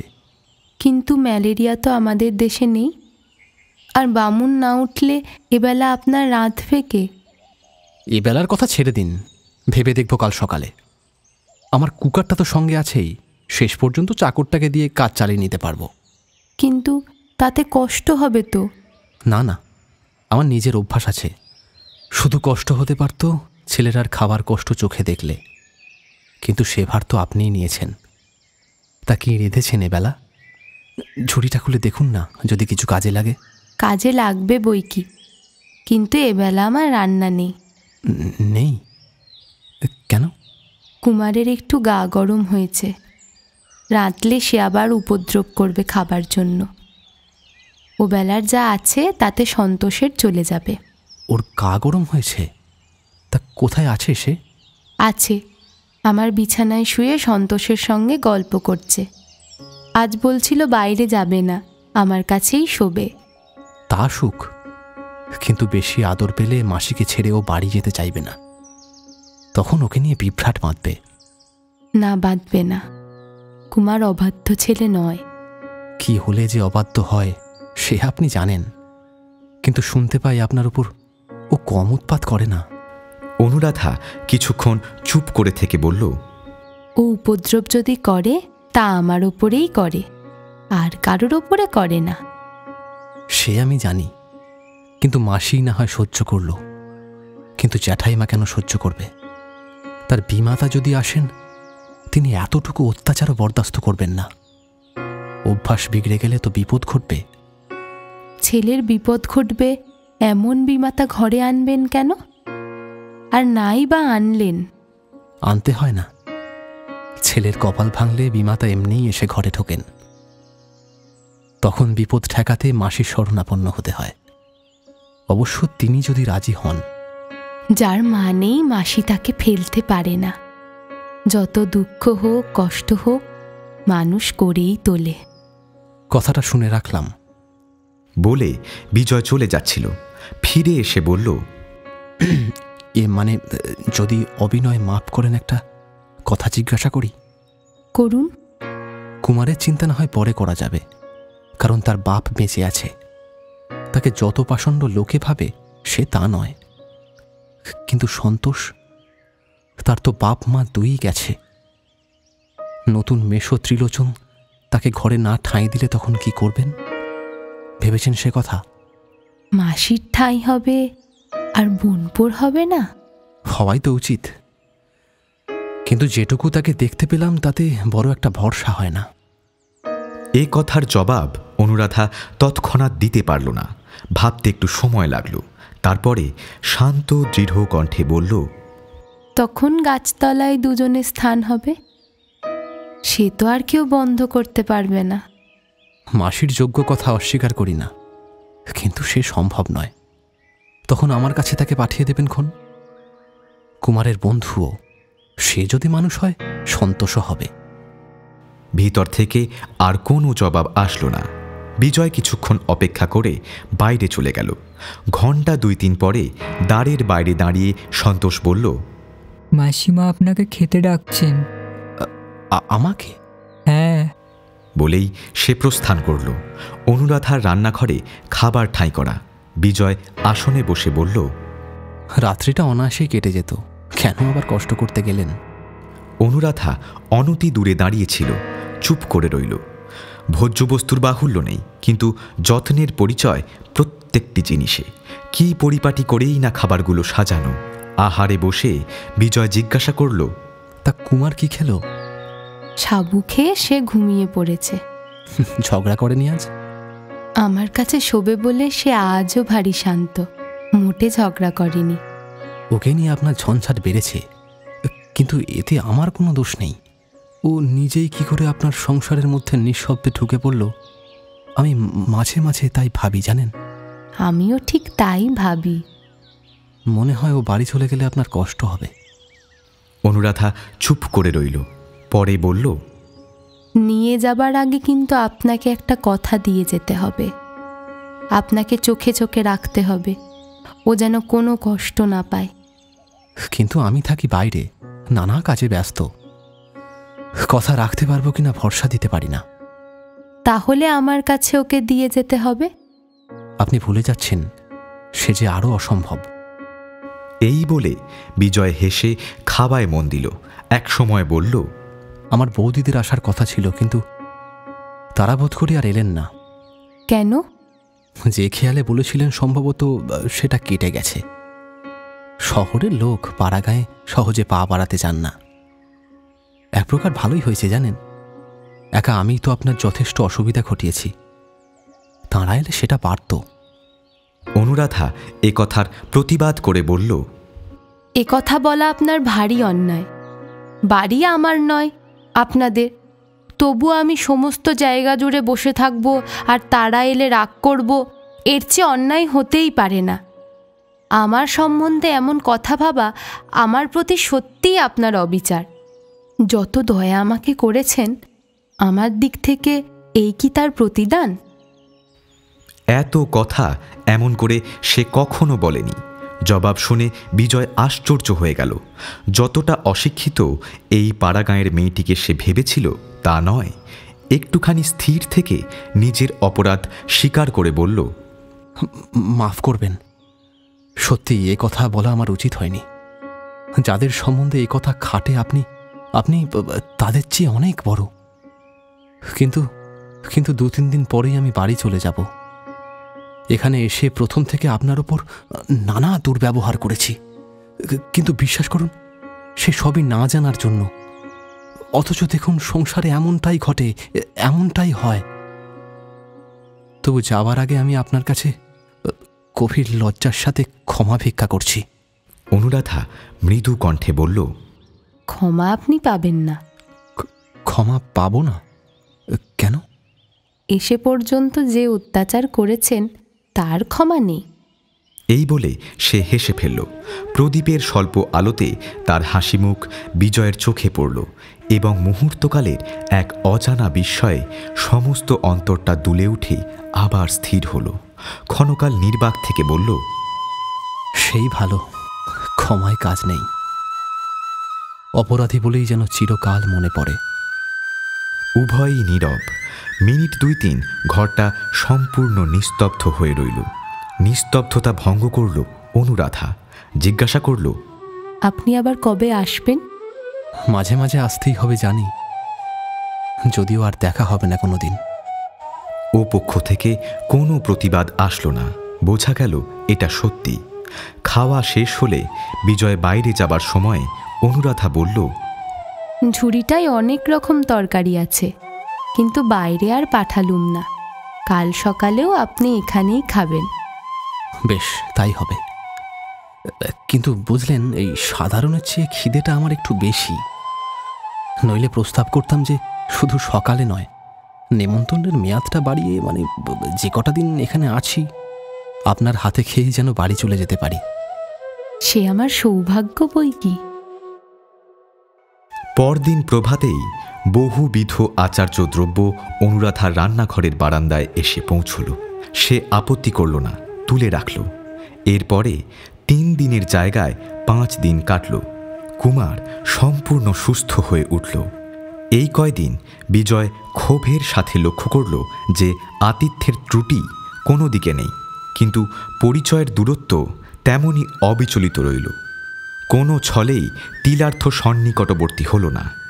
বারান্দায় খাবার জায়গা করে দিয়ে অনুরাধা ঘরের মধ্যে থেকে সাজিয়ে গুছিয়ে দেয়, পরিবেশন করে সন্তোষ। কুমার এসে বলে, বাবা, মাসিমা বললেন মাছের তরকারিটা অতখানি পড়ে থাকলে চলবে না, আর একটু খেতে হবে। তোমার মাসিকে গিয়ে বলো গে যে বাবাকে রাক্ষস ভাবা তার ভারী অন্যায়। কুমার ফিরে এসে বলল, মাছের তরকারি থাক, ও বোধহয় ভালো হয়নি, কিন্তু কালকের মতন বাটিতে দুধ পড়ে থাকলে তিনি দুঃখ করবেন। তোমার মাসি যেন কাল থেকে গামলার বদলে আমাকে বাটি করেই দুধ দেন, তাহলেই আর পড়ে থাকবে না। এমন করে এই 5টা দিন কাটল। মেয়েদের যত্নের ছবিটা বিজয়ের মনে ছিল চিরদিনই অস্পষ্ট। মাকে সে ছেলেবেলা থেকে অসুস্থ ও অপটু দেখেছে। গৃহিণীপনার কোনো কর্তব্যই তিনি সম্পূর্ণ করে উঠতে পারেননি। নিজের স্ত্রীও ছিল মাত্র বছর 2 জীবিত, তখন তার পাঠ্যাবস্থা। এরপরে দীর্ঘকাল কেটে গেল সুদূর প্রবাসে। সেদিকের অভিজ্ঞতার ভালো মন্দ অনেক স্মৃতি মাঝে মাঝে মনে পড়ে, কিন্তু সমস্তই যেন অবাস্তব বইয়ে পড়া কল্পিত কাহিনী, জীবনের সত্য প্রয়োজনে একেবারে সম্বন্ধহীন। আর আছে তার দাদার স্ত্রী প্রভাময়ী। যে পরিবারে বউ দিদিদের বিচার চলে, ভালো মন্দর আলোচনা হয়, সে পরিবার তাদের নয়। মাকে অনেক দিন কাঁদতে দেখেছে, বাবা বিরক্ত ও বিমর্ষ হয়েছেন, কিন্তু এ সকল সে নিজেই অসঙ্গত ও অনধিকার চর্চা মনে করেছে। জ্যাঠাইমা দেওর পুত্রের খোঁজ না রাখলে, বধূ শ্বশুর শাশুড়ির সেবা না করলে যে প্রচণ্ড অপরাধ হয়, এই ধারণা তার নয়। তার নিজের স্ত্রীকেও অনুরূপ আচরণ করতে দেখলে সে যে মর্মাহত হতো তাও নয়, কিন্তু তার এতকালের ধারণাকে এই শেষের 5টা দিন যেন ধাক্কা দিয়ে নড়বড়ে করে দিল। আজ সন্ধ্যার ট্রেনে তার যাত্রা করবার সময় চাকর জিনিসপত্র বেঁধে প্রস্তুত করছে। আর ঘণ্টা কয়েক মাত্র দেরি। সন্তোষ এসে আড়াল থেকে বলল, মাসিমা খেতে রাখছেন। এইরকম সময়? হ্যাঁ। বলেই সে সরে পড়ল। বিজয় ভিতরে এসে দেখল যথারীতি বারান্দায় আসন পেতে ঠাঁই করা হয়েছে। মাসির গলা ধরে কুমার ঝুলছিল। তার হাত থেকে নিজেকে মুক্ত করে অনুরাধা রান্নাঘরে গিয়ে প্রবেশ করল। আসনে বসে বিজয় বলল, কি ব্যাপার বলুন তো? ভিতর থেকে অনুরাধা বলল, 2টি খিচুড়ি রেঁধে রেখেছি, খেতে বসুন। জবাব দিতে গিয়ে আজ বিজয়কে গলাটা একটু পরিষ্কার করে নিতে হলো। বলল, এই দেখুন, অসময়ে আবার কেন কষ্ট করতে গেলেন? আর যদি করলেনই তো খান কতক লুচি ভেজে দিলেই তো হতো। লুচি তো আপনি খান না। বাড়ি পৌঁছতে রাত্রি 2-3টে বাজবে। না খেয়ে উপোস করে গেলেই কি কষ্ট আমার কম হবে? কেবলই মনে পড়বে ছেলেটা না খেয়ে গাড়িতে ঘুমিয়ে পড়েছে। বিজয় নীরবে কিছুক্ষণ আহার করে বলল, বিনোদকে বলে গেলুম সে যেন আপনাকে দেখে। যে কটা দিন এ বাড়িতে আছেন যেন কোনো অসুবিধা না হয়। সে আবার কিছুক্ষণ নীরবে থেকে বলল, আর একটা কথা জানিয়ে যাই, যদি দেখা হয় গগনকে বলবেন আমি তাকে মাফ করেছি, কিন্তু এ গাঁয়ে সে যেন আর না আসে। এলে তাকে আর ক্ষমা করব না। কখনো দেখা হলে তাকে জানাবো। এই বলে অনুরাধা ক্ষণকাল মৌন থেকে বলল, মুশকিল হয়েছে কুমারকে নিয়ে, আর সে কিছুতেই যেতে চাচ্ছে না। অথচ কেন যে চাচ্ছে না তাও বলে না। বলতে চায় না, সে নিজেই জানে না বলে, অথচ মনে মনে সে সব বোঝে সেখানে গেলে তার কষ্ট হবে। কষ্ট হবে কেন? সে বাড়ির নিয়মই ওটাই। কিন্তু হলেই বা কষ্ট, এর মধ্যে দিয়েই তো এত বড় হয়ে গেল। তাহলে গিয়ে কাজ নেই, আমার কাছেই থাক। বিজয় সহাস্যে বলল, আমার আপত্তি নেই, কিন্তু বড় জোর এই মাসটা, তার বেশি তো আর থাকতে পারবে না, তাতে আর লাভ কি? উভয়ই মৌন হয়ে রইল। অনুরাধা বলল, ওর বিমাতা যিনি আসবেন, শুনেছি তিনি শিক্ষিতা মেয়ে। হ্যাঁ, তিনি বিএ পাশ করেছেন। কিন্তু বিএ পাস তোর জ্যাঠাইমাও করেছেন। নিশ্চয়ই করেছেন, কিন্তু বিএ পাশের কেতাবের মধ্যে দেওর পক্ষে যত্ন করার কথা লেখা নেই। সে পরীক্ষা তাকে দিতে হয়নি। কিন্তু রুগ্ন শ্বশুর শাশুড়ি, সে কথাও কি কেতাবে লেখে না? না, এ প্রস্তাব আরও হাস্যকর। হাস্যকর নয় এমন কিছু কি আছে? আছে বই কি। বিন্দুমাত্র অনুযোগ না করাই হচ্ছে আমাদের সমাজের সুভদ্র বিধি। অনুরাধা ক্ষণকাল মৌন থেকে বলল, এ বিধি আপনাদেরই থাক, কিন্তু যে বিধি সকলের সমান সে হচ্ছে এই যে ছেলের চেয়ে বিএ পাশ বড় নয়, এমন মেয়েকে ঘরে আনা অনুচিত। কিন্তু আনতে তো কাউকে হবেই। যে দলের আবহাওয়ায় কি আমরা দাঁড়িয়েছি, সেখানে বিএ পাশ না হলে মানও বাঁচে না আর মনও বোঝে না, এবং বোধহয় ঘরও চলে না। বাপ মা মরা বোনপোকে নিয়ে গাছতলা শিকার করে নিতে চায়, এমন মেয়েকে নিয়ে আমাদের বনবাস চলে, কিন্তু সমাজে বাস করা চলে না। অনুরাধার কণ্ঠস্বর পলকের জন্য তীক্ষ্ণ হয়ে উঠল। না, সে হবে না। একজন নির্দয় বিমাতার হাতে আপনি ওকে তুলে দিতে পারবেন না। সে ভয় নেই, কারণ তুলে দিলেও হাত থেকে আপনিই গড়িয়ে কুমার নিচে এসে পড়বে। কিন্তু তাই বলে তিনি নির্দয় নন। আমার ভাবি পত্নীর সপক্ষে আপনার এই কথার আমি তীব্র প্রতিবাদ করি। মার্জিত রুচিসম্মত উদাস অবহেলায় তাদের নেতিয়ে পড়া আত্মীয়তায় বর্বরতার লেশ মাত্র নেই। ও দোষটা দেবেন না। অনুরাধা হেসে বলল, প্রতিবাদ যত খুশি করুন, কিন্তু জিজ্ঞাসা করি, নেতিয়ে পড়া আত্মীয়তার মানেটা কি? ও আমাদের বড় সার্কেলের পারিবারিক বন্ধন। ওর কোড আলাদা, চেহারা স্বতন্ত্র। ওর শেকড় টানে না কোনো রস। পাতার রং সবুজ না হতে হতেই হলুদ বর্ণ ধারণ করে। আপনি পাড়া গাঁয়ের ঘর গৃহস্থের মেয়ে, স্কুল কলেজও পাশ করেননি, আর পার্টিতে পিকনিকে মেশেননি। ওর নিগুড় অর্থ আপনাকে আমি বোঝাতে পারবো না। কেবল এটুকু আশ্বাস দিতে পারি, কুমারের বিমাতা এসে তাকে বিষ খাওয়ানোর আয়োজনও করবেন না, আর আর চাবুক হাতে তাড়া করেও বেড়াবেন না, কারণ সে মার্জিত রুচিবিরুদ্ধ আচরণ। সুতরাং সেদিকে নির্ভীক হতে পারেন। আমি তার কথা ছেড়ে দিলুম, কিন্তু আপনি নিজে দেখবেন, এ কথা দিন, এই আমার মিনতি। কথা দিতেই তো ইচ্ছা করে, কিন্তু আমার স্বভাবও আলাদা আর অভ্যাসও আলাদা। আপনার আগ্রহ স্মরণ করে মাঝে মাঝে দেখবার চেষ্টা করব, কিন্তু যতটা আপনি চান তা হয়তো হয়ে উঠবে না। কিন্তু আমার খাওয়া শেষ হলো, এখন আমি যাই। এবার তো যাওয়ার উদ্যোগ করতে হবে। বলে সে উঠে পড়ল। বলল, রইল কুমার আপনার কাছে। ওকে ছাড়বার দিন এলে বিনোদকে দিয়ে কলকাতায় পাঠিয়ে দেবেন। প্রয়োজন হয় অসংকোচে সন্তোষকেও সঙ্গে দেবেন। প্রথমে এসে যে ব্যবহার করেছি ঠিক ঠিক সেই আমার প্রকৃতি নয়। এ ভরসা আর একবার দিয়ে চললাম। আমার বাড়িতে কুমারের চেয়ে বেশি অনাদর সন্তোষের ঘটবে না। বাড়ির সামনে ঘোড়ার গাড়ি দাঁড়িয়ে, জিনিসপত্র বোঝাই করে দেওয়া হয়েছে। বিজয় উঠতে যাচ্ছে, কুমার বলল, বাবা, মাসিমা ডাকছেন একবার। সদর দরজার পাশে দাঁড়িয়ে অনুরাধা বলল, প্রণাম করব বলে ডেকে পাঠালুম, আবার কবে যে করতে পারবো তা তো জানি নে।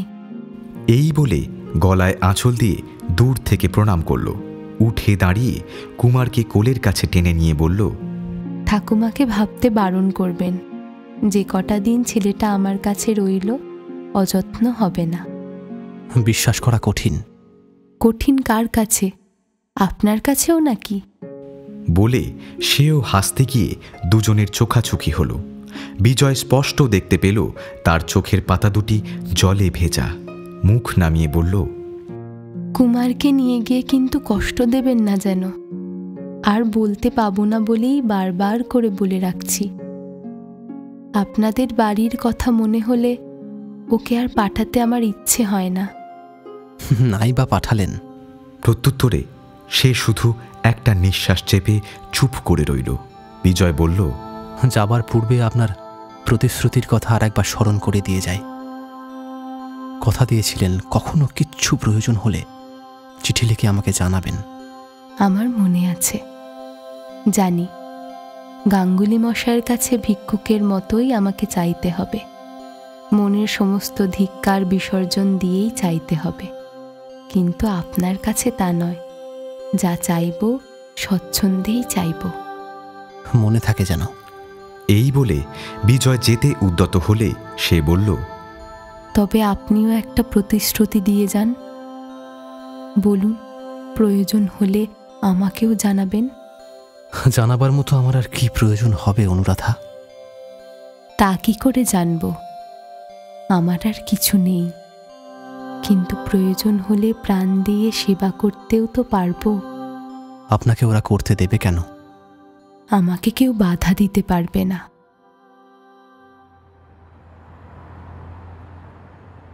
কুমার আসেনি শুনে মা আতঙ্কে শিউরে উঠলেন। সে কি কথা রে বাবা? যার সঙ্গে ঝগড়া তার কাছে ছেলে রেখে এলি? যার সঙ্গে ঝগড়া সে গিয়ে পাতালে ঢুকেছে মা। তাকে খুঁজে বের করা সাধ্য কার? তোমার নাতি রইল তার মাসির কাছে, দিন কয়েক পরেই আসবে। হঠাৎ মাসি কোথা থেকে এলো রে? ভগবানের তৈরি করা সংসারে হঠাৎ কে যে কোথা থেকে এসে পৌঁছয় মা, কেউ বলতে পারে না। যে তোমার টাকা কড়ি নিয়ে ডুবে মরেছে এ সেই গগন চাটুর্যের ছোট বোন।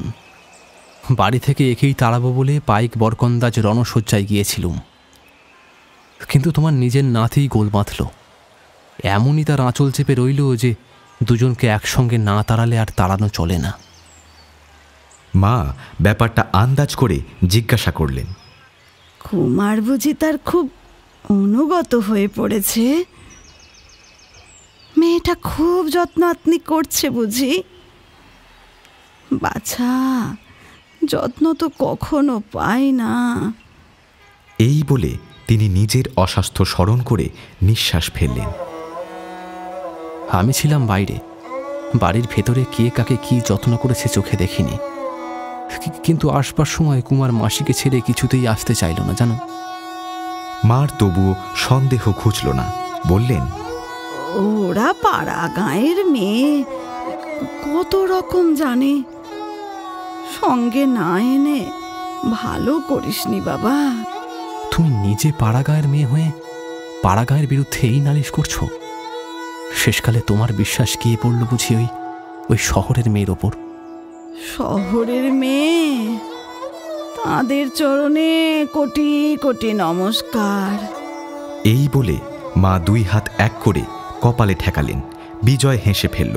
মা বললেন, হাসছিস কি রে? আমার দুঃখ কেবল আমিই জানি, আর জানেন তিনি। বলতে বলতে তার চোখ ছল ছল করে আসলো। বললেন, আমরা যখনকার, সে পাড়াগা কি আর আছে বাবা? দিনকাল সব বদলে গেছে। হ্যাঁ, অনেক বদলেছে, কিন্তু যতদিন তোমরা বেঁচে আছো বোধহয় তোমাদের পুণ্যেই এখনো কিছু বাকি আছে মা। একেবারে লোপ পাইনি, তারই একটু চোখে দেখে এলুম, কিন্তু তোমাকে সে জিনিস দেখাবার জন্যে এটাই আমার মনে দুঃখ রয়ে গেল জানো। এই বলে সে অফিসে বেরিয়ে গেল। অফিসের কাজের তাড়াতেই ব্যস্ত হয়ে তাকে চলে আসতে হয়েছে।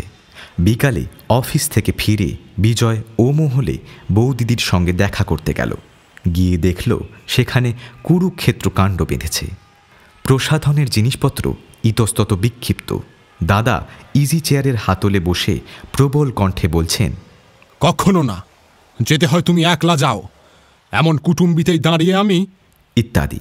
অকস্মাৎ বিজয়কে দেখে প্রভা হাউমাউ করে কেঁদে ফেলল।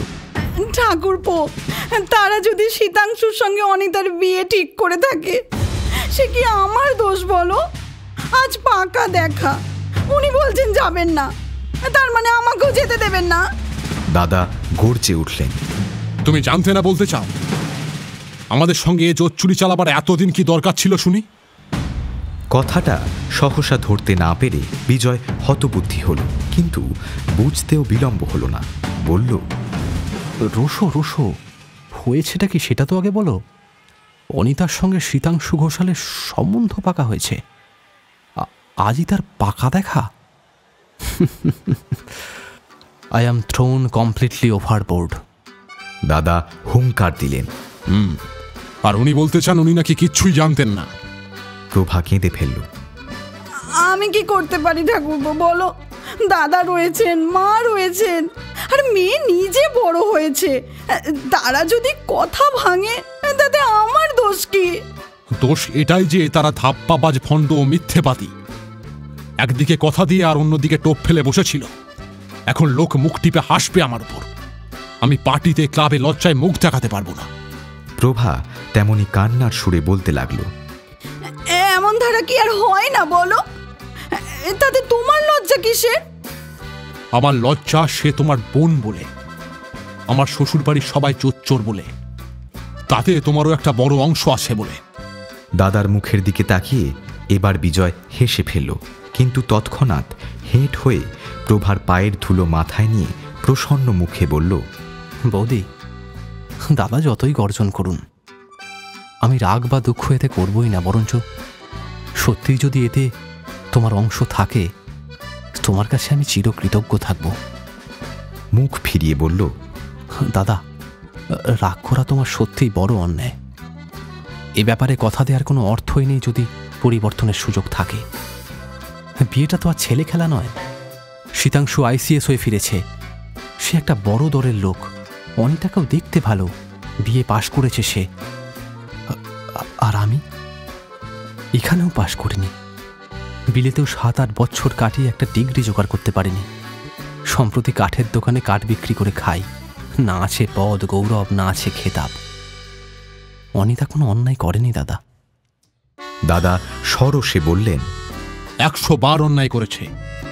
তুই বলতে চাস এতে তোর কোনো কষ্ট হয়নি? দাদা, তুমি গুরুজন, তোমায় মিথ্যে বলবো না।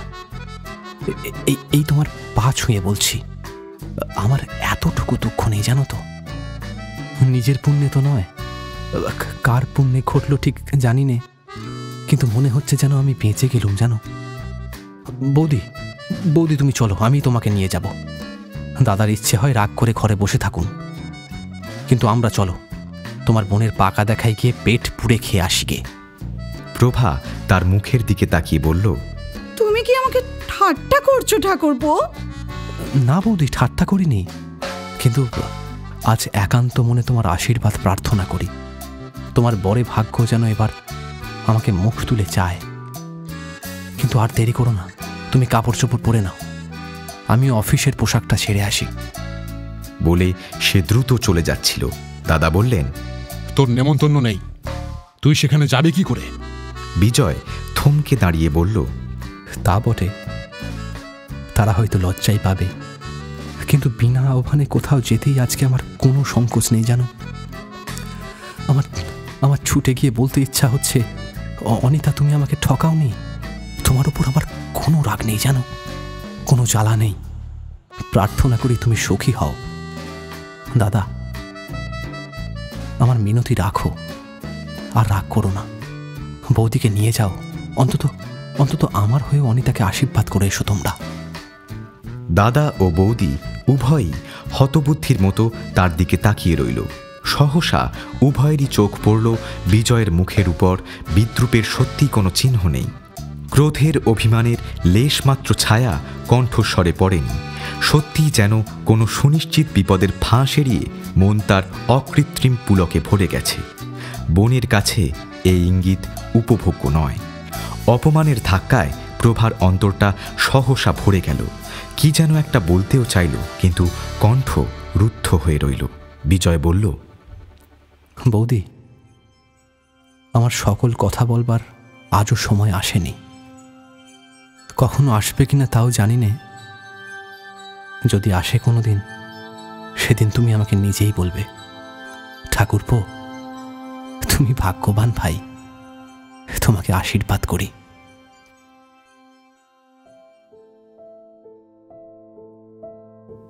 আমাদের গল্পটি ফুরলো, নোটে গাছটি মুড়লো। আজ তাহলে আসি। আবার ফিরে আসবো পরবর্তী বুধবার নতুন এক গল্প নিয়ে, ঠিক রাত 9:30টায় টক থিয়েটারের অফিসিয়াল ইউটিউব চ্যানেলে, powered by one feather entertainment. শুনতে থাকুন টক থিয়েটার।